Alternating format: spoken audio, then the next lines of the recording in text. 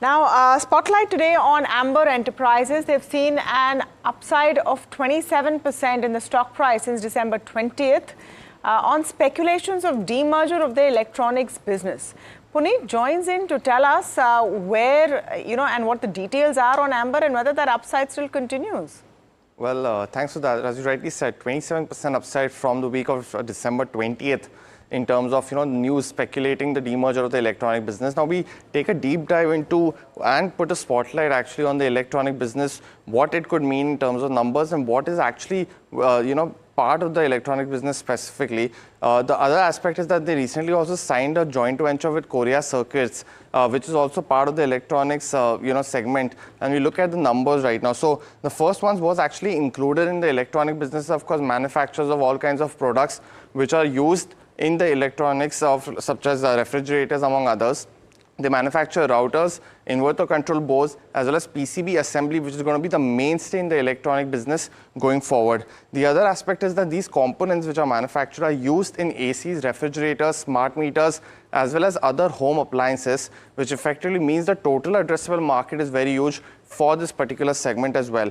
When you look at how much is the contribution of revenue for something like the electronics business across the three verticals that Amber operates in is roughly about 22% in the first half of FY25, and that's steadily increased from just about 16% a couple of years ago in FY23, while the consumer business, which mainly has the AC business, has gone down from 78 to 73%, while the railway business has been subdued because of lack of ordering under the covered system.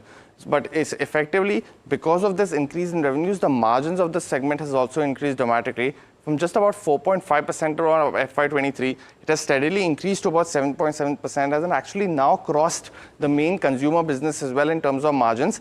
And the company has mentioned this also has potential to go forward and increase more once the PCB assembly starts. Well, the key aspect and one of the major things is, of course, this PCB assembly or printed circuit boards. These are effectively used in all the components and electronics, and is one of the main costs that goes into the cost of bill of materials, as we say.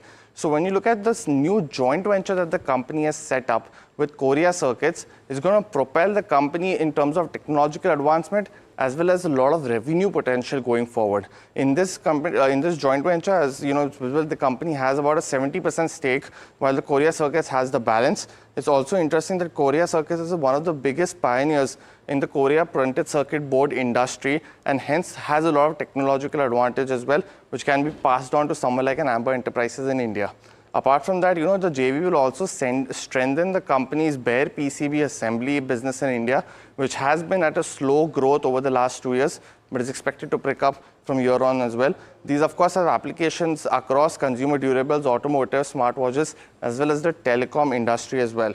But what would be the key monitorables is, of course, the components PLI scheme that's expected to be to the 25,000 crores, while the industry has asked for 40,000. This will be one of the biggest boosts for margins for EMS companies, including the likes of Amber Enterprises. The other aspect is that the company is also inaugurated, as mentioned, is going to increase margins as well, and they've also inaugurated a new factory in Chennai on October 9th, which will be manufacturing this PCB boards as well. But when you look at valuations, while the valuations remain expensive, and that's because of the last year where the company is given upwards of 100% returns, the growth prospects also very strong going forward as well. Current PE, of course, are at 120 times price to earnings, but brokerages are estimating that revenues are expected to grow by 50% over the next 3 years. This puts the price to earnings still expensive at 68 to 70 times, but the growth potential doesn't stop there because this does not incorporate all the printed circuit board assembly, because we're still awaiting key details for the companies of the same, nor does it include the margin progression once the component PLI scheme comes in. Apart from that, peers like Dixon Technology as well as Keynes are trading at much higher valuations at around 80 to 85 times price to earnings in terms of FY27.